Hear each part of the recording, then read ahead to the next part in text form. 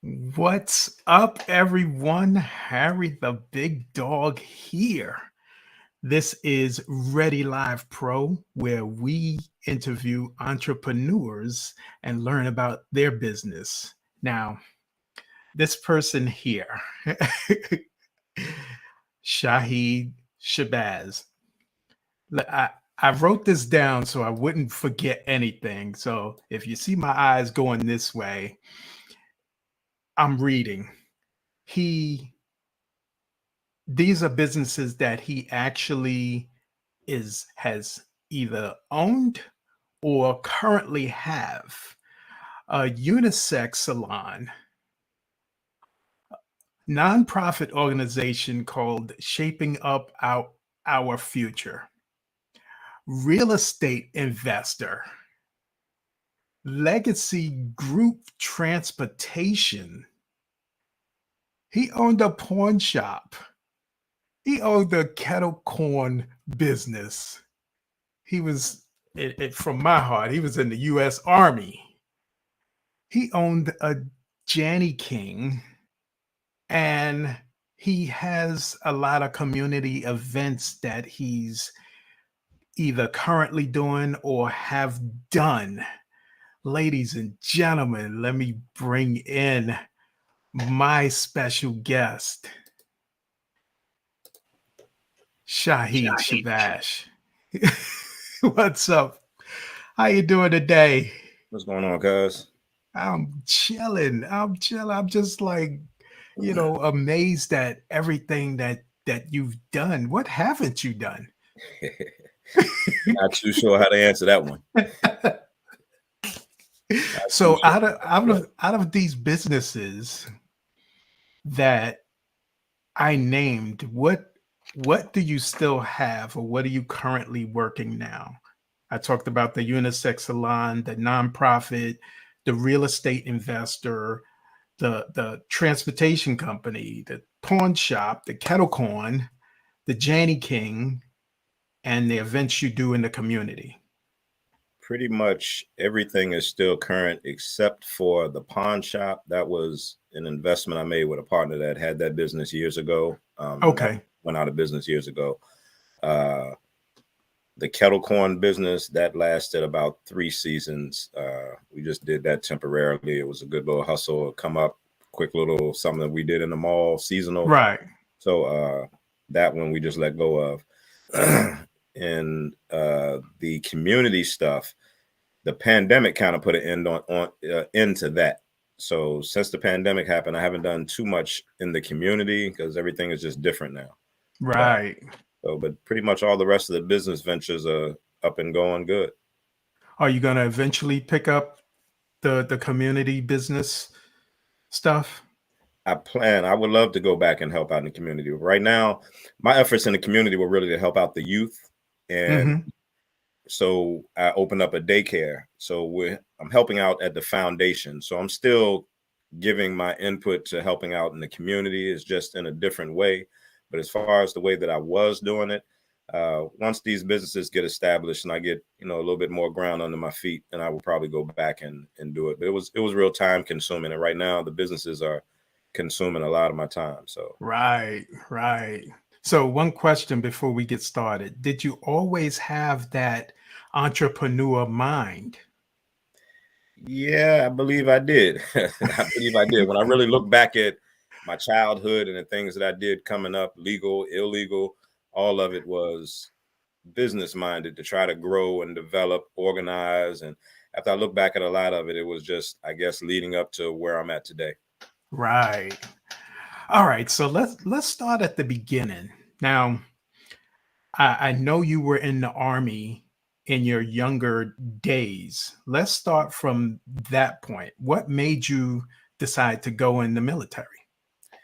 Well, at that time, I was running the streets and I knew that wasn't going to last forever. And running around doing all sort of illegal activity, pharmaceutical specialist. And once I was doing that, like I said, I just knew it wasn't going to last forever. So in my mind, if I went to the Army, I could get college money and then go to college and get a job like everybody else and blend into society. So that was the plan and the goal. And went through basic training, AIT, and actually was my platoon leader. We won the best platoon and everything out of basic training. I was in AIT in Fort Benjamin Harrison. I actually got to see my uncle, Kenny Massey, was the first Black Command Sergeant Major crossover. So I was a part of that ceremony and everything. And it was, oh, nice. It was pretty decent. But that was short-lived. I probably had the shortest military stint ever. I did basic training, AIT, and when I came home, and I was in the Army National Guard, I wasn't full-time. So when I came, we were doing the weekend drills. And what happened was they told me that if I scored high enough on this test, the ASVAB test, that I would get, I think, a $7,000 bonus. So I scored high enough on the test. Like I said, I went through basic AIT and I came back home. We went through the first month's drill and I got my check. The check was like $37 or $137, whatever it was.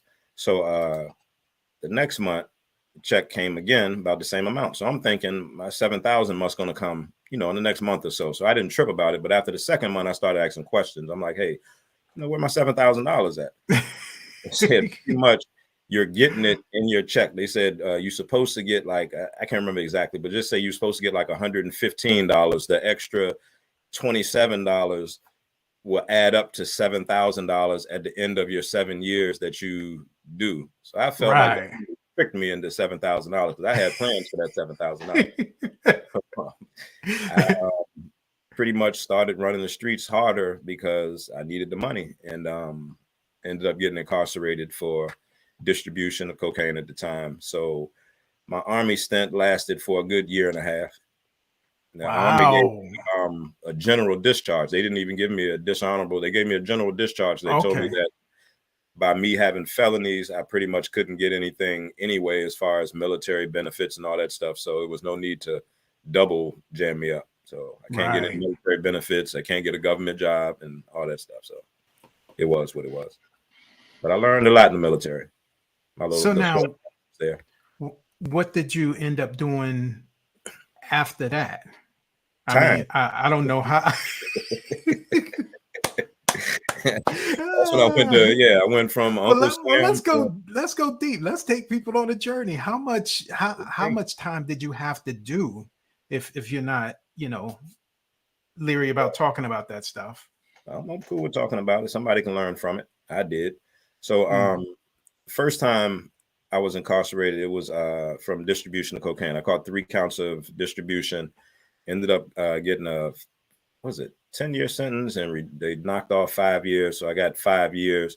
Back then you can go up for parole, after I think 12 months or whatever it was for the time. So I ended up going 12 months for my first bid. I made first parole and I came home and started looking for jobs, try to do the right thing. Like everybody say, you come home from prison, you're supposed to start working and get back into society. So I tried very hard to get work and nobody would hire me because I had a felony. So, I went back to what I knew best. I started running the streets again and thought maybe if I sell drugs again, they might give me plenty of time. So I went back to one of my other parts of the occupation and just started doing little stick-ups and robbing people and doing little jobs here and there to make money. Wow. And eventually got incarcerated for that. So this was about 6 months later. So I did 1 year, came home for 6 months, and then went back to prison. Like I left something in there. So I'm like, yeah, like I forgot something in there. Something. Like you came out for vacation, right? I came out. But to be honest with you, I didn't know it then, but me getting incarcerated twice was the best thing that happened. The second time was the biggest learning lesson because when I came home from the first time, I couldn't find any work. So when I went in this time, I was determined I got to learn to do something I can do for myself. So I don't have to worry about anybody telling me I can't get a job. Right. So that's when I picked up the clippers and, started focusing on cutting hair. I grew up with a friend of mine who was cutting hair in his father's shop. So that's where the interest of, I know I can cut hair and nobody's going to really sweat me about my past and anything like that from standing behind the chair. So the goal was to just cut hair and be a successful barber. And so I learned a little bit about what to do with the clippers while I was in prison. Then I came home and, went to barber school and stuff like that. and that's where the whole barber beginning came from. Okay. So now I know you had a first uh, salon. Mhm. Is that how that started? Yeah, actually, I came home from prison in '95, and I Okay. went to barber school immediately when I came home. And when I was on my way from barber school one day, me and one of my partners at the time, we got into a car accident on 95. And Mm. instead of getting the car fixed, I went on and took the money. You know, I act like I was hurt, did the whole neck hurt, and had the neck brace and everything on, and did that for a few months, and I got $7,000 from the car accident. So I added a few Mm. dollars to it. He added a couple $1,000s to it, and we just started our first business. I had no idea what I was doing. I just knew as long as I paid rent and paid the bills, nobody could fire me, and I could give job security the same way to other people. As long as you don't steal Right. from me and do nothing crazy in the business, I'm gonna hold you down. You don't have to worry about coming to work 3 times late and getting fired like corporate America does. So I was providing job security, and I wasn't even in it for the money. I wasn't charging that much for booth rent. I was doing okay with cutting hair, so I was fine with that. And Right. that was pretty much how the first business got started. It was just something I lucked up and got into a car accident, took the money. My bumper was hanging off for months. I ain't cared nothing about how the car looked. Hey, could buy plenty of cars years later, but that was just a small sacrifice I had to make to get started. Now, how long did you have this first? And what was the name of the business? The first barbershop was named Trimmers Hair Studio. Trimmers. Mm-hmm. How long did you have Me and my that? partner, how long did I have Trimmers? We opened up in 95. I opened up Illusions in 2004, and Trimmers closed up in about 2005 or so. So about 10 years, that first shop. Me and my partner, Mark, opened that one up. Rest in peace to Mark. But, Right. so that was the beginning of that. And Trimmers was my hustle shop. I sold everything out that shop. Everything. I'm not going to say like that, nothing illegal. Well, not all the way illegal. It was CDs, DVDs, bootleg stuff. Like I got it on in there. And I became known in the city for whenever anybody wanted bootleg CDs, DVDs, they knew to come through the barbershop. And that's when They do to come to you. yeah, I used to go to New York and would check, get all the wholesale stuff. And you go into a room, CDs are stacked all over the place. And I was getting so many things. Then eventually I linked with my boy Herb Lover. He was a DJ. He used to go online and find stuff way before things would come out. But he worked in the office and he didn't have that many clientele. So he might have burnt, 5 to 10 CDs in a week, but he had stuff that I used to have to go up to New York to get, but he could get it before that. So we linked up. And I was like, hey, let's go ahead and buy all the CD burners and stuff like that. And we just started burning our own CDs and started wholesaling, just like what I used to go to New York and get. So I started wholesaling. Well, we started wholesaling to people that was further down south, that it was too, long of a drive to get up to New York. So I just cut off 95, and I had so many people from different states coming up and buying wholesale CDs and DVDs. So pretty much became like the Nino Brown of the CD and DVD game for a little while. It's like, it wasn't just a little small hustle. We really ran that thing like a business. I literally rented an office space across the street from the police station. I took a girl out of her job. She was getting paid, I think, like $12 an hour. I told her, we'll give you $20 an hour. Just sit up in here all day and burn CDs. You can bring your son in here. You ain't got to worry about a babysitter or nothing. And she sat up there and burned CDs and DVDs all day long. And we sold them out of the barbershop. We used to go to events, Virginia State homecomings. We would go all over the place and just set up and sell CDs and DVDs and had people coming up and buying wholesale. So it ran very well for some years. Now, what did you do with that money? Did you stack it or just kind of splurge it? Well, opened up, added stuff to the business, but the beginning part, I was selling out of the barbershop. Like I said, I was stacking the money. And when I got the building for Illusions, it was across the street from where Trimmers was. So I couldn't go to the bank and get any loans, didn't have any money other than what I was making from that. So what I did is each week from the money I was making from selling CDs, DVDs, T-shirts, tennis shoes, Timberlands, whatever I get my hands on to sell, I took that money and put a deposit on a building. Then I found I got a couple of winos that was from down in the country. Somebody I knew them. They did contract work. They said they real good, but they drink. So they said that they could come up and do the work, but they didn't have anywhere to stay. So I said, you know what? y'all could stay in here as long as you're doing the work. And I paid them each week from the money I made from selling CDs and DVDs. So every week I would go buy materials and stuff like that and would pay them. And it took them about a good 3 or 4 months to put the shop together the way I wanted it and stuff like that. That's pretty much how Illusions got started, literally off of bootleg CDs and DVDs. Wow. Nice.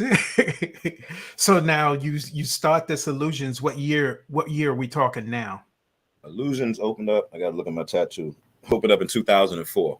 2004. Yeah, that was the creation of Illusions Barber and Beauty in 2004. And really the name came from during the times of doing my little bootleg runs to New York. We got a kiosk in Regency Square Mall in Richmond.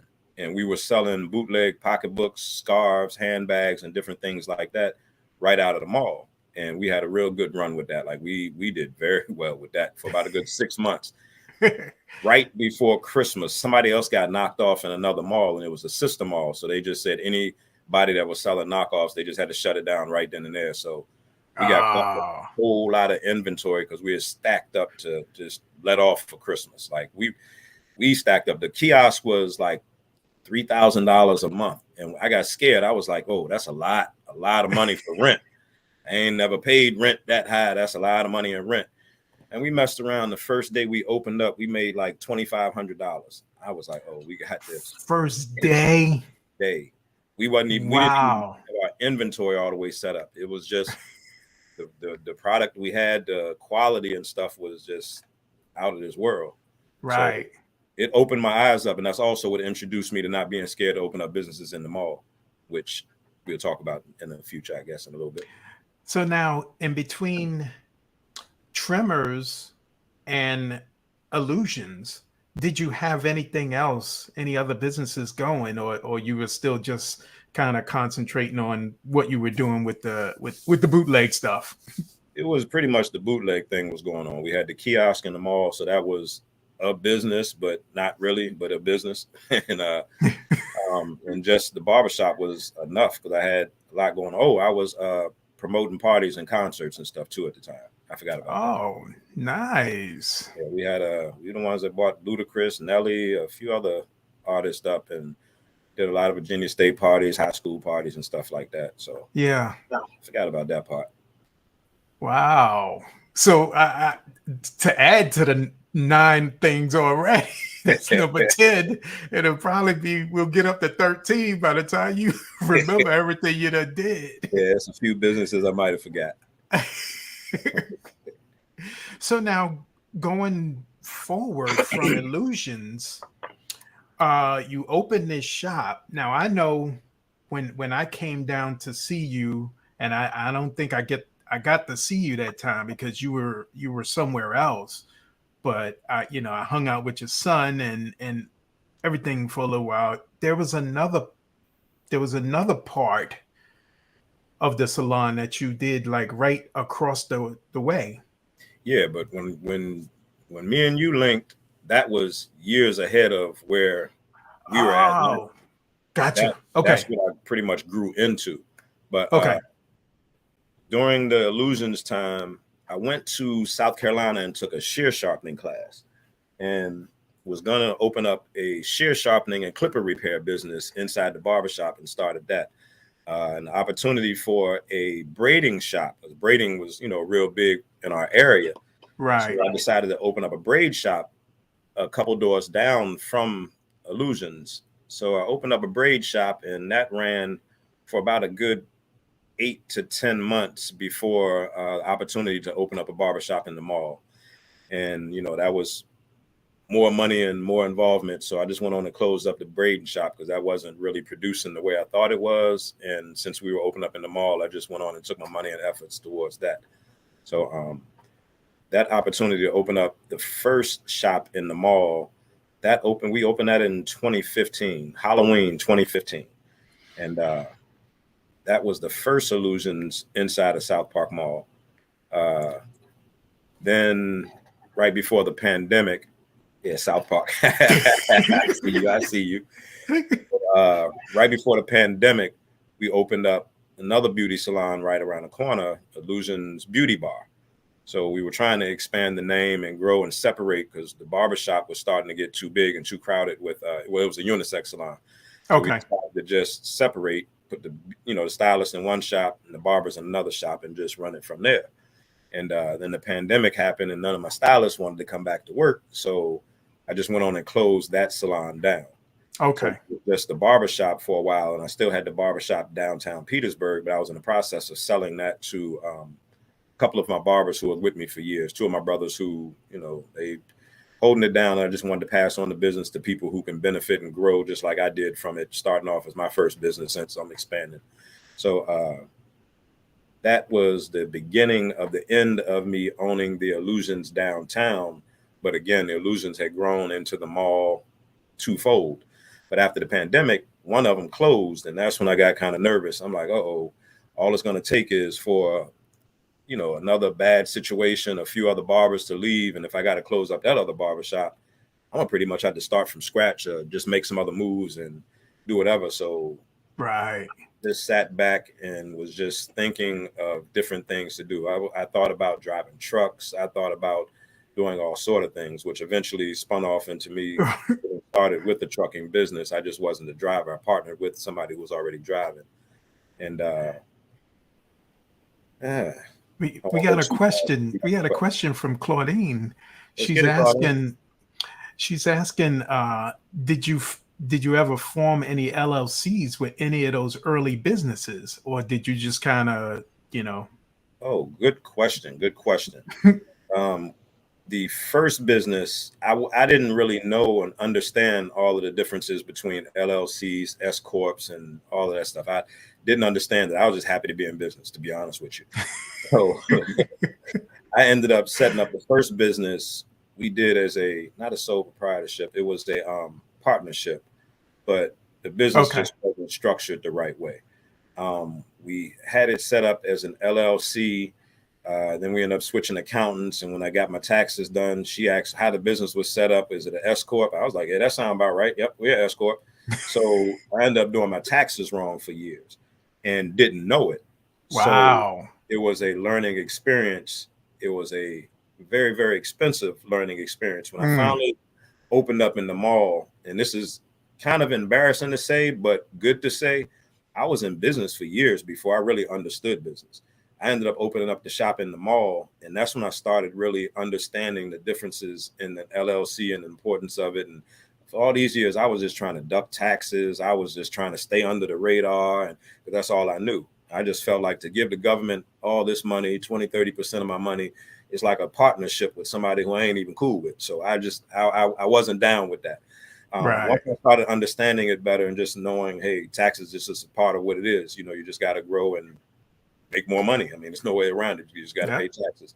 But that's when we started formulating the stuff. So in a sense, to answer the question, yes, I did formulate it as a LLC, but I didn't understand it. So it just wasn't run the right way. I was just hustling under the name of an LLC. So I didn't get any benefits. And I didn't know anything about growing the business, trying to get business credit. I didn't understand none of that. Didn't care nothing about that. My personal credit was so jacked up, I figured credit just wasn't something that was in my future. Oh, thank you for the question, Claudine. So now, That's a good question, though, because it's a lot that people blunt about doing well. I got all these businesses and I'm doing so well and all that, but they don't talk about the mistakes and the errors and stuff like that. I am the professional mistake maker. I made all the mistakes that you can possibly make. I ended up owing about $37,000 in taxes from not understanding what I just explained. And it took me about 5 years to pay those taxes back.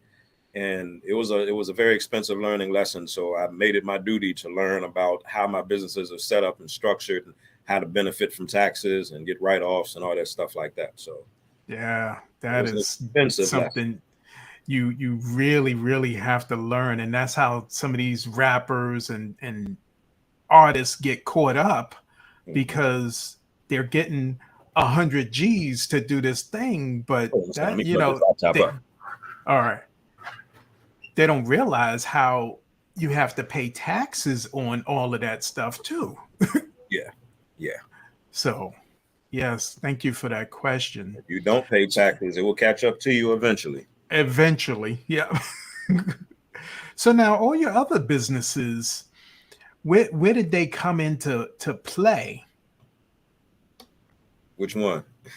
The- Well, to answer that, to sum it up, the pandemic. The pandemic, I got to sit home and collect unemployment, and stack that money up. oh, And he was then one we of got them peoples. then we got, because we had the business set up right.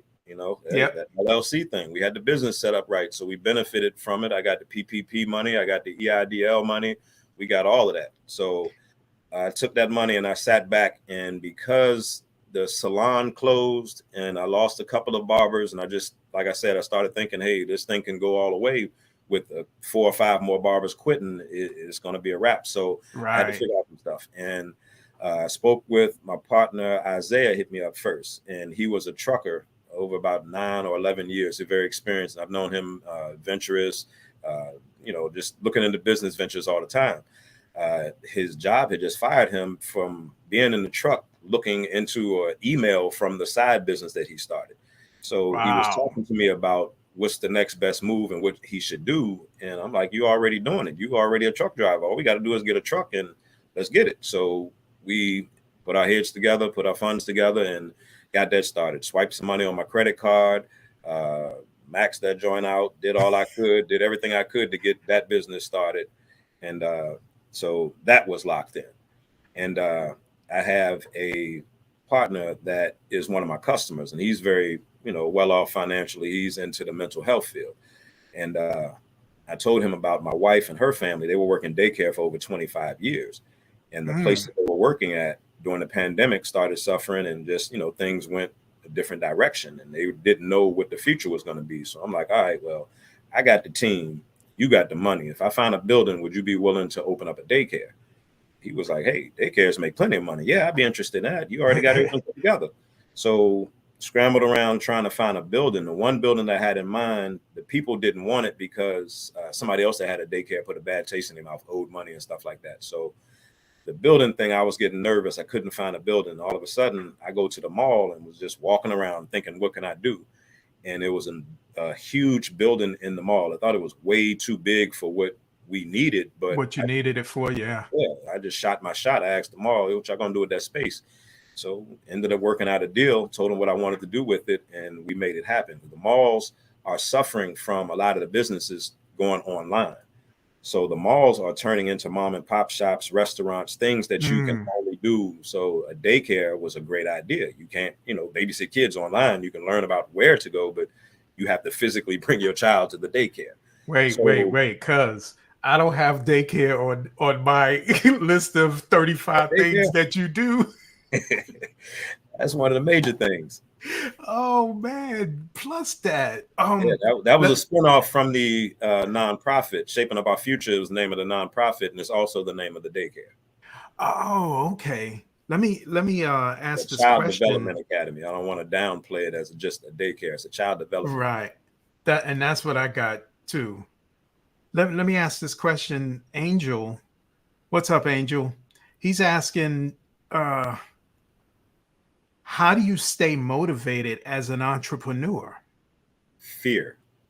My fear of being broke, my fear of going back to having nothing and worrying about where my next dollar is going to come from. Fear has been my biggest motivation for years. Scared to death of falling back, because I already know if I was to ever fall back and go broke, prison could be the ending results of that. Ah, So I have to just keep busy and buy. Like right. I said, I was on cruise control for a while because the shop was doing well in the mall, and the pandemic changed that. That pandemic Hmm. created a whole new fear, and that fear ended up opening up a few other business ventures. And once I started that, I just couldn't stop. I got addicted to opening up business. I became I call it a serial opportunist. Yes, that's what I have you as in the description. A Yeah. serial entrepreneur. But I mean, also talk being about multiple. Whew, go outside ahead. of fear is I have a lot of people depending on me. I have these businesses going that people are taking care of their families and stuff now. So I have to keep them going. I have to keep everything the right way. So that's also a motivation to keep things going. Got too many people depending on me now. Yes. Thanks for that question, Angel. Claudine is saying, let's get to that trucking business thing. I got to connect you guys because she owns a trucking business too. Really? I will definitely Really? connect you guys. I need Yeah. to do that because I have my own And authority. We can put the trucks up she under us. has all of that stuff too. And you know, We're looking for drivers. this I'll connect y'all later. Got you. Got you. She's asking what type And of I'm more, I don't mean to cut you off real quick, but on the trucking thing, I'm more so of the investor on that. I don't really do too much hands-on anything with the business other than the structure of the business.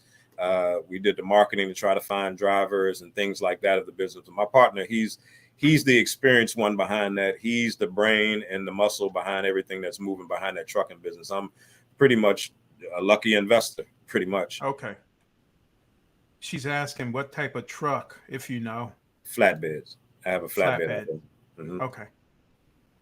Yeah, I'll definitely connect you guys because she's working on. We're working on a lot of projects dealing with the trucking stuff. So we'll talk about that offline.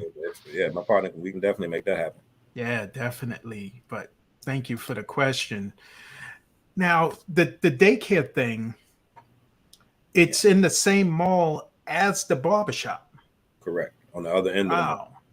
It's a store. Wow. It used to be a laser tag building, and we took it and flipped it and turned it into a daycare. And the huge back room that they had as the big part of the laser tag, we just created into a big playroom, which we're getting ready to make a few upgrades and got some surprises coming soon for birthday parties and just a place for children between the ages of 1 and 6 to come and have fun.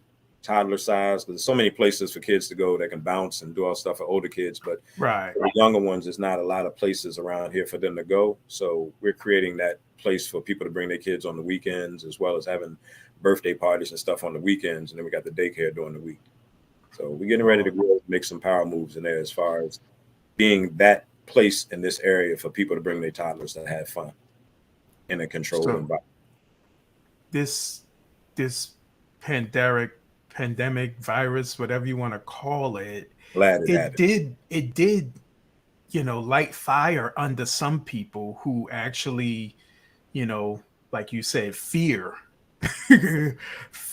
did light fire under some people, but some people just didn't take it and they fell off. They lost jobs, they lost this and didn't make that pivot over to an entrepreneur type mindset. But a lot of people did. A lot of people got. A lot of people did. A lot of people started investing. A lot of people started learning about the stock market. A lot of people started getting into real estate and stuff like that. So a lot of people did take advantage of it. But it's a mindset. If you're just have the mindset of being an employee and you're just waiting for somebody to give you something and give you a job, you might not have it in you to do that. But if you have some kind of entrepreneurial spirit or just the wanting to do your own thing, the pandemic motivated a lot of people to get up off their ass and do it. Sure did. Yeah, sure did.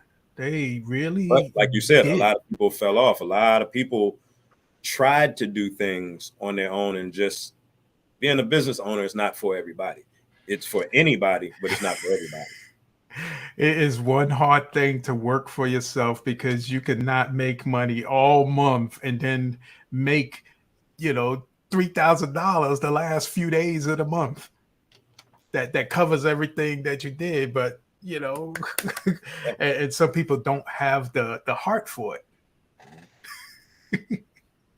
Oh man, so now where were we? The daycare.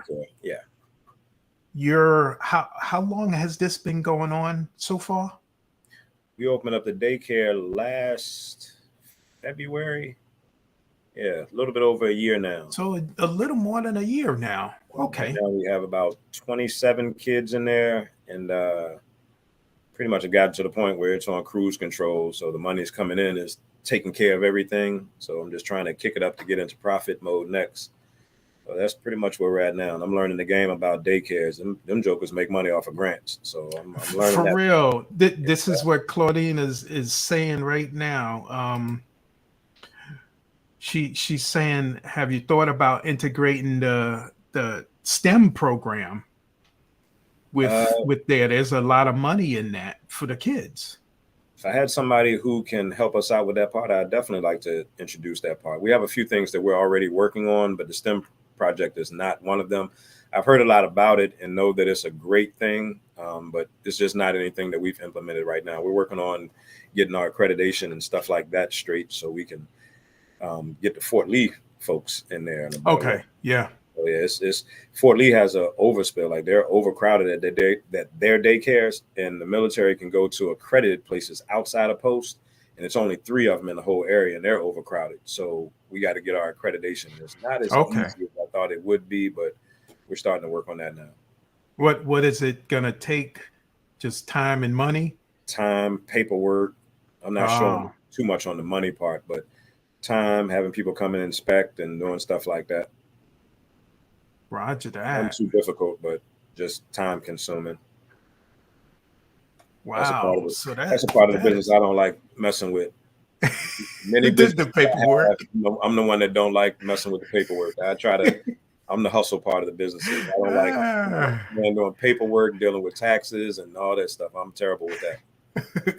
Give it to somebody else who knows what they're doing, right? I can either take years learning it or learn more businesses and pay somebody to do that part. Pay or partner with somebody that know how to do that part. So now you already created 2 more after this virus hit. Is there any more you created just recently? It was a partner called me up. A friend of mine hit me up and he was like, "Hey, I got a venture. I'm trying to open up a barbershop and just wanted to get some advice from you." So we're on the phone for a couple of days and I'm giving him advice. And he eventually told me that he was trying to open up a barbershop in the mall. So I'm thinking there used to be a barbershop in the mall that closed down and he used to work in there. So pretty much it's going to be competition again. And I was the only barbershop in the mall for some months and we got used to that. We were getting all the business now. So now you about to bring some competition to the mall. So the advice I'm giving him, he had an investor at the time that he felt like was trying to get over on him. So I'm telling him different moves as far as what he should do as far as bringing on an investor and how he should work it out. So he eventually asked, "Hey, would you be interested in coming on as my investor / partner?" I instantly was like, "Well, shoot, you already going to be the competition. Can't beat them, join them." So man, for real, I was into your business and we're going to set some ground rules. Can't nobody cut hair below $27. So that's off. Nobody's going to come in here and say, "I can get my hair cut cheaper at the other mall." So we're going to set certain ground rules. We got certain things. So any barbers come in there, got to work a certain kind of way in the mall. So now by having an investment in that business, we can kind of help out both businesses in the mall grow instead of looking at each other like competition. So exactly that one got a little bit invested in that. And you see, I got the shirt on. I'm running late for this interview tonight because I had to go clean tonight. I got into a Janny King franchise. One of my other partners I've known for years, he was doing a cleaning business for about 8 to 10 years. And he told me he got into it with like $3,500 and he had enough accounts. He just got into it to make enough money to pay his mortgage. So he paid, I think he said $3,500 or $2,500 like that to get into the business, but they guaranteed him, I think $1,800 to $2,000 a month, which eventually they kept giving him more and more contracts to where he said he got up to making about $7,000 a month. So just in cleaning on the side. And he told me, he was just one day, he was like, "Man, if I'd have known any better, I would have bought into a bigger package to guarantee more money." So we looked into it and Janny King had a bunch of packages. And one of the packages they had, I think it was 35,000 or 32,000 like that you invest in, and they guarantee you 13,500 a month in revenue and accounts. So the 3 of us got together, made the investment, and we had one other person that was supposed to do the work. So I looked at it and said, you know what, instead of paying this person as the 4th wheel, we can just bring him on as a partner, but his work will have to pay his 25% on as it goes. And so that was a plan. We bought into the franchise and did this thing, and we picked up a couple of accounts, but that person couldn't work. So we found ourselves having to scramble to employ people. And that's where we're at now. So when we got this contract that me and my wife picked up, we were looking for employees and couldn't find them and couldn't pass up on the contract. So we like, well, we'll do it. And we found one other person because the contract needed 3 people. So we started cleaning it, and we actually liked it. So we'll hold on to the account. It's easy money. It's like an extra $1,000 a month doing nothing. So I'll go ahead and keep this account, and we're waiting for more accounts to come to add up to our 13.5 a month or more. So I'm pretty sure it's going to be more than the 13.5. Right. So when did you start this Janny King thing? Last November, September, November, sometime around that time. You're talking maybe what, 8 months ago, 7 months ago, and we already done almost got most of our investment back already. That's just from, we had an account at Fort Lee that paid, how much did that account pay? I think it was $15,000 a month. Yeah, it was $15,000 a month to clean up at a hotel after the Afghans came in during that little situation. Right. But they only stayed for like a month and a half. So the contract ended like a month and a half, but the payment came in decent. And after payroll and stuff like that. And then we picked up a couple more smaller accounts in this account that we're cleaning now. So we pretty much have made most of our investment back. And the goal of that is, after we do payroll and everything, me and my partners, as long as we can split about $1,800 a month, we good. Right. People looking for home run businesses. And I'm just saying, hey, if I get me a couple of base hits, eventually I'm gonna get me a grand slam. I don't need home runs. I work for real. So you get a single first, get on base. Anything that can create me about $1,000 to $1,500 a month, I'm interested in it. If it doesn't create me a whole lot of time invested and it doesn't involve a heavy financial investment up front, it just got to make sense. Yeah. So those are the type of things that I'm looking into. Businesses that don't consume a whole lot of my time, but can generate some monthly and residual income. That's what they got me into the real estate also. Claudine is talking about you need to do a spinoff from the franchise and become certified minority women-owned companies to embark on those military contracts. And you're right there where Fort Lee is. Fort Lee is in Virginia, for those people who don't know. Mm-hmm. Well, to do the military contracts, we can do that as Janny King. I would rather them do that because they handle all the paperwork. Like I said, I'm not big on paperwork. They do all of that, and I don't mind paying them their pimp fee because they handle all the headaches. They go out and look for the contracts, talk to the people, deal with all of that stuff like that. That's what I spend a lot of time for. So I don't mind paying that fee for them to do their part. They're doing all the headache part. Because like I said, if I had to do it, I would literally have to drive around the businesses all day long and ask them and trying to convince them that they need cleaning and stuff like that, to be told no all day long just to luck up and get a couple of contracts. They do that while we out living our life and doing work and, doing other things. Stuff. Yeah. So I don't mind. A lot of people look at the franchise fees and say it's too much and stuff like that. But I think that it's a big Tylenol. It's something that relieves headaches, because I don't want having to do all of that part of the business. I just don't have time. If it was the only thing I was doing, yeah, I would definitely do it. But I got a plate to just lock in that much time on one business. Like I said, my whole goal is to have more time. I'm trying to retire. I'm trying to buy an RV and travel the country and stuff. So I can't show myself into stuff that's gonna make me turn my money into hours again, or hours into money, or whatever. And she does the same thing. She pays for things she don't want to do. That's the way to go. That's the way to go. I had to learn that. You trying to run your own business. When you start off, you're your own marketing person, your own management, your own financing, your own everything when you start off. And you look at things as being too expensive. Like, I don't want to pay an accountant to do all this stuff. It's too expensive to pay a monthly fee for an accountant. I'm gonna just do my own stuff and end up owing taxes in a few years or doing stuff the wrong way. So it's better to go ahead and just pay people to do that stuff, as much as it hurts your business at first. And that's another thing. A lot of us start businesses with enough to get the doors open, but don't have enough to last 6 months. To sustain, Guys, people all the time. If you don't have enough money to be like, if I don't make any money in my business for the first 6 months, you should have enough money to pay all what you need to do, payroll, rents, and all that stuff like that. If not, don't start your business. You're not ready. Tell them, cuz. So now what's going on with this real estate investor business? Oh man. That's my new passion. And when did you start this? I dibble dabble with real estate years ago. Again, not wanting to spend money, thinking my hustling mentality was going to learn me over. And I bought a house for my grandmother years ago. My grandfather, he did real estate. My grandfather owned some houses. So I bought a house from her and fixed it up. And, you know, not as nice as we fixed up the house, you know, recently that we did, but I fixed it up and got a tenant in it. And me and the tenant worked out this agreement for him to rent to own. And I didn't do the paperwork right. I didn't want to pay a lawyer. I didn't want to spend the money to do all that stuff, and got the paperwork done by somebody I knew who could, you know, draw up just a contract between us. Contract wasn't legally binding for nothing. And pretty much I lost the house. And Wow. It was a great learning experience from that. I rented out, I made my money back from the house, but I lost the house, literally legally lost the house.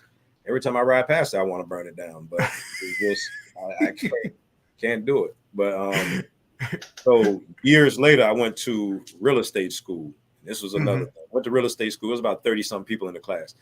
I was like the third smartest person in class with grade-wise. Finished the class, and when I went to register to go take the state board, they told me I couldn't take the state board because I had felony. I was like, y'all took my money for the class, but I got a lot of education. I learned the verbiage. I learned a lot from taking that real estate class that would eventually help me out when I got into it years later. So it's like I wanted to get in real estate for years, but I'm thinking I didn't have the money. I didn't have the time. I didn't have, you know, I just put it off, dragging my feet, just procrastinating. And this time it actually started about 3 years ago. Me and two other partners, we just had a meeting, and I was trying to just group up investors. The idea came from when I was promoting parties and concerts. This guy used to burn people up and just get over on everybody, and I was one of the people that he got over on. But the way he got over on us, if he would have just let us know, all of us could have gotten paid instead of him. So I took the concept of him burning us and saying, I'm just going to open the doors and make everything transparent to everybody, try to get money from everybody and get paid. So my goal is to just get investments from people, like say a minimum of $5,000. And it doesn't matter how many people that come, it's just percentages. If a house costs 100,000 and you got 5,000 invested, you're 5%. So that's my goal eventually. But I said, I'm gonna build up a portfolio. I'm gonna flip about 3 to 5 houses first to build up a portfolio, make all the mistakes, scrape all the knees with our money. So I end up lucking up and finding a hard money lender, and they fund everything that we do. We just got to pay the 10% down payment. And the first house we did, me and my partner had to come up with, I think it was $7,000. So we did that, and the rest of it, the hard money lenders paid for. We had to pay for things up front, and then we would get paid the draws and get our money right back. So we was swiping credit cards. I maxed out the credit cards again. Each time my business come up, I have no problem running my credit cards up. How much is my cash advance? $7,000. Let me get that. Let me get that. Credit. Every time we need materials, swiping at Lowe's, Home Depot, I use my credit card for everything. So I didn't have any money. I just got into it with credit cards, getting money from other ventures and stuff like that. So taking chances. So Claudine is asking, what do you think about building from the ground up? Right now, material costs is out of this world. If you already have the lot, you have a head start. But right now, materials are out of this world, and I'm finding better luck at auctions. That's how we've been getting through the 2 houses that we flipped in the past year and a half. We got both of them from auctions, and just went in there and redid everything, remodeled everything. And that has become the better way. And I've learned that social media has been my friend. Social media is the greatest thing, because I kind of videotaped and took pictures of us during the whole process of this house. And what it did is the people who are buying the house, well, it's the deal is closed now. She closed tomorrow, but I know congrats, bro. Once I found out she was one of my Instagram friends, I posted more pictures. Like she bypassed the inspection and all that. She was like, what do I need an inspection for? I literally saw this dude fix this whole house up. I know everything about the house. So I learned that a lot of people was like, you showing too much, you're doing too much. Everybody's going to learn the hustle. I'm like, I don't care nothing about that. I'm trying to sell houses. You know, I can go, 1 million people can go to Jiffy Lube and change your oil. And I don't know how to change oil, but I'd rather go to Jiffy Lube. Just because you know how to do it don't mean you're going to do it. For real. It ain't as simple. And I'm and gonna have, I appreciate what you wrote on the social media the other day about, what was it, the windows, the gates on the windows or something, hmm that you you know, the house is a done deal and you've seen something wrong and went and did it anyway. Yeah, the house was under contract already. We got the house under contract a week after we put it on the market. And one of the things that the lady wanted was the bars off the window. So we agreed to take the bars off the window. That's all we had to do according to contract. But when we Right. took the bars off the window, they left, holes and stuff in the metal behind it. We could have just put putty over the holes and painted the metal that was around it white and called it a day. But we saw the wood damage under the metal, so we had to take that metal up off of there, fix the wood underneath, and frame it and do it the right way. It was just, I don't want somebody some years down the road to get into the house Right. and be like, "Hey, that house I bought from Shahid and them years ago, it was a piece of trash," and we started fixing stuff, and the stuff underneath wasn't right. Hmm. So we literally had that house for months working on it, and it rained. We went through all the weather stuff, and it wasn't any moisture in the basement. And right when we were getting ready to lay the flooring down in the basement, it snowed and the snow settled and it must have put a whole lot of moisture. And we came in and there was water down in the basement. So we Oh, had to hold up the project. And again, we could have sealed up stuff on the inside just to temporarily hold it off and just put the flooring and everything down. But we went on and called the company in and cost us an extra $6,500 to dig a hole around the outside of the house, put French drains, waterproof around the outside of the house, waterproof the inside of the house, and we just did everything the right way. So again, the person buying the house, we knew that it was going to be a bidding war when we got it, just from the right. social media push. And sure enough, we said when we put the house on the market, we was going to let all the bids come in for the first week. We wasn't even going to open them up, look at them, and nothing. We was going to let them come in. And we had over 30 some offers, and Wow. we did very well. We put it up for 135, and it's not closing until tomorrow. So I don't know if I can legally say what we ended up getting for it, but it was well over what we wanted for the house. We did very well. Yeah, that is so dope, Going shopping man. this weekend, taking my wife to DC. We going shopping. The money ain't came in yet, but I know it's coming. So You know it's gonna be there. yeah, This is going a shopping. done deal. Oh, that's dope. So are y'all gonna take some of that money and look for another one, or kind of relax for a minute? Or But is there anything out there? it's the inventory is getting very hard to find. I'm to the point now where we're trying to do anything. It's people are overpaying for properties right now. A lot of these companies are looking at it and saying the inventory is low, so we're just going to buy stuff and hold on to it. And these people that have way more money than what we have access to are just overbidding. Like, we know how much it's going to take to fix a house. For example, we know if a house can sell for 200,000 and we know we got to put 40 into it. If we buy it for 150,000, it don't make sense. Right. You know what I'm saying? So these companies are bidding 140, 150 for a house that we know you're not going to be able to sell it for too much more than 200. So it just doesn't make sense, but they're getting them. So they may Mm, know something, or maybe they just buying them for long-term investments. Because if you got money and you hold on to it, you could rent it out and you're not going to get your money back for years. But in 15 years, when you done finish working and want to retire, that's money coming in. that's money That's what coming in, or I'm trying either to you get to just that sell point. it off. That's what I'm trying to get to, getting some rentals so I can retire and just collect rent money in the next 15 years or so. Yeah, Claudine was doing something in South Carolina. I believe it is South Carolina. Actually, I know it is South Carolina because I was there and I seen some of it. And I don't know if you heard of barn dominiums, No, I haven't. but those things are amazing. Educate. It's a barn that they convert into a whole home. Hmm. I don't know if you can get it there in Virginia where you are, Yeah, I wonder how that but foundation would go, because the barn don't have yeah, a foundation. So I wonder how that would work out. Unless they put a slab, they might just throw a yeah, slab. they do slab. Yeah, Okay. it's That's cool. amazing. Do they have basements over where you are? It's not a lot of basements in Virginia, period. But I it know. is We converted this house that we had was a 3-bedroom with a basement. We converted the basement into a luxurious master bedroom. So we converted a 3-bedroom into a 4-bedroom with a crazy master. So that's the reason that the house went for more than what it did. We just upgraded the house, and it shot me in the foot kind of because we set the comps in the neighborhood kind of high. And now somebody wants to sell a house down the street and they're asking for a ridiculous amount of money for it.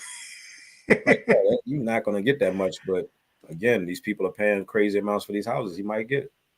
I'm not going to pay that much for it. Though. Yeah. It's crazy. And it's not everywhere. Like here in Illinois, the houses are dropping. At first it was, a couple of thousand here, a couple of thousand there. Now it's 10,000, 15,000, 17,000 that it's dropping constantly every week. Well, the problem is people are hearing that the inventory is low. People are hearing that people are selling their houses for more. So people who do not understand real estate are like, shoot, I'm going to sell my house for high. And then they asking a ridiculous amount for it. And it's like, bro, you're never going to get that much for the house. But they're thinking, like, for example, if your house can be sold for $250,000 after it's fixed up, you've been living in this house for 20 something years. It needs all of the upgrades in the world. And you think you're going to get $235,000 for this house. It's not going to happen. So, and this is where people are at right now. They're asking ridiculous amounts for it. And in their mind, they're like, but if the house across the street just sold for $250,000, I know the value of mine is about the same size. I should be able to get somewhere close to that too. And I'm like, no, you're not. No, you're not. Not if you ain't did nothing to it. But when people like me that got the wrong skin color come and say, this is how much you're going to get for the house. I'll buy it from you for $175,000 because I got to put this much into it to try to get $250,000. I'm looked at as he trying to be a snake. He trying to get over. They selling houses around here. You ain't gonna get over him. He trying to lowball me, and then they'll sell it to somebody else for less. Yeah, they'll sell it to somebody for less and be down the line at that. So you wasted a whole bunch of time. So the game is funny, and there's deals out here that people just asking ridiculous amounts for. You got people trying to sell tiny houses for the prices of a bigger house. And like I say, once you put the money into it to fix it up, there's no room for you to make a profit. So they make their profit. You done spent all this money. The contractors made a profit, and you sit at the end of the deal like, I ain't do nothing. Just to bang on my chest to say I flipped the house. I'm not in it for that. And to like make some money out of the deal. I'm trying to get the experience along the way, and I don't mind losing money learning, but I'm not trying to lose money learning. You know what I'm saying? I don't mind making a smaller profit. I'm not trying to lose money while I'm learning. Right. So, but I consider myself so far a real estate mogul. The first house we had stayed on the market for one day. We put the house on the market the day before Thanksgiving.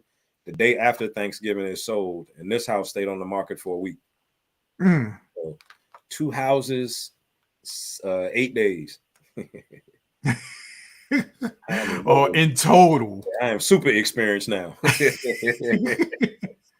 One more, you'll be overqualified. Yeah, man.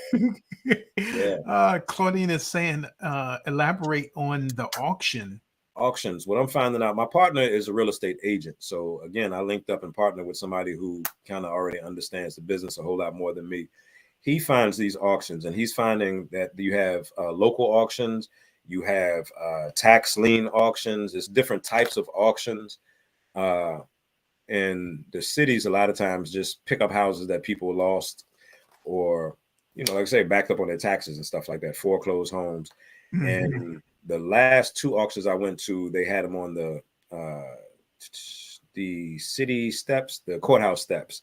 And it's literally outside on the courthouse steps. And they'll put the property up there and they put the bid in, and you do just like you see on TV. They'll be like, this house is starting at 68,000. You want 68.1, 68.2, 63,000, 69,000, whatever. And you throw your hand up and you make the bids just like you see on TV. The difference is the auctions that we won our houses at, we could win the auction and you had to put the deposit or put a small deposit down within 7 or 10 days. And then within 2 weeks or something like that, you had to have the rest of the money. these people now are getting to the point of saying you have to have funds by the time this auction is over. By as soon as It's over. you have to have certified funds. So some of the people like myself that has a investor, sometimes it takes a couple of days to get the money. So we had to finagle around and tell him, hey, look, we need the money up front when we go to these auctions. So we had to borrow some money, which comes with interest. So if you don't win the auction, you still got to pay that money back. So it's just wild with the auctions. If you have your own money, you're gravy. And apparently these people have plenty of their own money because they're buying up everything. And like I said, they're overbidding at these auctions. But Yeah, that's been our luck so far, is we bid and won 2 properties so far from 2 different auctions. One of the auctions was online and the other one was on the steps. So, how many properties do they normally have when they do the auctions? Is it multiple or just one? let's say the last 2. These are the only 2 that I've ever been to. But one of them was just one house that was up for auction, and we went to the house and took a look at it before the auction. Felt like we could make this much off of it from the comps in the area. So we knew from about how much money we've been spending on houses, we know it's going to take somewhere between 35 to 50 typically to fix up a house. So we know how much we want to spend on a house to be able to make a profit. And typically in real estate, people got certain numbers. I don't know the exact numbers right now, but it's certain numbers that you add up to say, hey, when you get into a house, you're supposed to make a certain amount of profit off of the house. If you're not making this amount of profit, the deal is not worth it. For example, the profit might be a $30,000 margin. And if the house takes 2 months to fix up and put on the market, in my eyes, they're looking at 30,000 in 2 months. That's 15 a month. So again, I look at it and say, if I can get into a business making $1,000, $2,000, $3,000 a month, I'm good. So I look at it different. If I make $20,000 off a house, somebody else might look away at it. I'm like, shoot, that's $10,000 in a month. Me and my partner. For real. So I'm good. So we'll pick up on houses, and then we've just lucked up on an inventory being low and the supply and demand thing kicking in. So we end up getting more for the house than what it was. So the whole goal was to advertise, market the house strong, make it look very nice, make it a good quality house, and we'll get more for it. And that's what happened. Now, is this all in the area you live in, around the Fort Lee area? It's in Petersburg, Virginia. Okay. I live right outside of Petersburg, but that's where I was born. I grew up in Northern Virginia, but I was born in Petersburg, and that's where my business's first barbershop was. So yeah, I know the area very well. Okay, cool. So before we start wrapping this thing up, I wanted to touch on the prison thing and words of wisdom for those who may have come out and been in a situation or are in the situation you were in back in the day where, nobody's going to even look at you a certain way. What do you tell those people? Don't give up. Anything is better than going back inside them walls again. I mean, certain things might not come as fast as you want them to come, but just keep on pushing, keep striving. I found that what worked for me was doing things where I could have control my own destiny. Took me a longer time to get there and plant the seeds that I needed, but finding jobs, if you find a job that bless you with taking on your felony and your past without looking at you and downplaying you, take that job and run that like it's the last thing. Don't get too comfortable, because you may have that job for some years and get very comfortable, forget that you got that felony and start talking trash, coming in late and doing different things. And you got to go back out in that job market again and looking for a job. They're going to remind you again that you got that felony up on your belt. So just remember that you got that F on your report card. It ain't going nowhere. Do not get comfortable in society. They still do not want you. They still do not want you. So if you get accepted by a job that wants you, hold on to that job, cherish it. And if you get any other jobs, just make sure it pays more than that job and they accept that felony that's on your record. So let me hit that again. Because that is some words of wisdom, and this is one of the things we're working on too for the truck drivers. And we'll let you in on what we're doing, but I think it's just amazing to be able to help people, especially the non-violent ones. Mm-hmm. Yeah, it's I mean, trucking realistically can get people who have any kind of past that's in them because they're in a truck by themselves. I tell people all the time, especially people that's parolees, and I want to set up something with the parole board in Virginia. I started it, but then the pandemic happened, so it just got kind of shut down. But I just throw the idea out there. If somebody else do it, I might not have the time. Link up with the parole board. If you get people that's coming home from parole, they need a job. In that truck, you got cameras in that truck. They on the road most of the time. So if they on the road all the hours of the day, they don't have time to get in trouble. They got cameras on them. So you got more eyes on them than a parole officer can ever have on them. So you can link up with a parole officer and say, I'm going to know where this cat is at all the time. I know where my truck is at all day long. I got a monitor GPS on it. He has to be on the highway. I know where it's at. The cameras are on him, so I can look in the truck and see him at any given time, can communicate with him or whatever. And I can link you up with that if you need to be linked up with that. So if it's a way that somebody can link up with the parole boards, they can make money with trucking just off of that idea alone. I throw that in for free.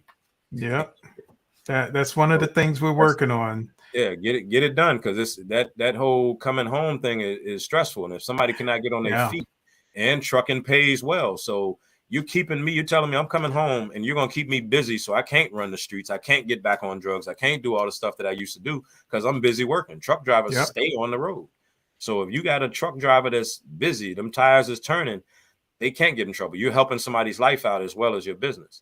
And definitely you mess around and work it out with them and say, hey, let me run this off of you and benefit maximum off of you for like 2 years, and we can grow into this. Eventually could be your truck and we can be partners in it, and then eventually you'll be on your own. I don't ever want to hold it down too long. I'm looking to invest and get in and out and help people grow and help myself grow. Let me get a smaller percent and do. That's why I'm doing so many different things. I got enough that's the foundation, but I don't mind investing in certain things and helping it grow. I love watching things grow and plant the seeds and water them and watch them grow. Right. Oh man, I want to thank you for your time, because for those people who don't know, this is my cousin. And I just thought his story was so interesting, and from how you were in your younger life to where you are now, and it was retired. To me it was nothing but a mindset change. Yeah. To get there. So I applaud you. Once you get tired of going to court, once you get tired of sitting in jail and stuff like that, it's a personal switch that clicks in you that says, I got to stop doing this. And once I came home the second time, I was determined that I was going to walk on eggshells, and I was going to do that until that just became the way I walk. So it helped out. Also, 6 months later, I had a son on the way. So I couldn't go back because now I got a family to start and support and stuff like that. So I just wasn't going back. It was nothing that was going to send me back. So it was a couple scares. It was a couple scares, but I wasn't going back. Yeah. Funny to saying impactful. Yeah. It really is. It really is. But I thank you, cuz I don't want to take up too much more of your time. I know you just, like you said earlier, that you just got here and made it to the interview. So I appreciate your time. I know you need to go eat and everything, but man. Wake up at 3 a.m. and start it all over again. So I love it. I appreciate you, cuz. And hopefully I'll see you soon. No problem. You coming to DC? Yeah. All right, I see you up there. I am. So this is Harry the Big Dog, and this is ReadyLivePro, where we interview and talk about individuals' businesses. We will see you next time. Peace.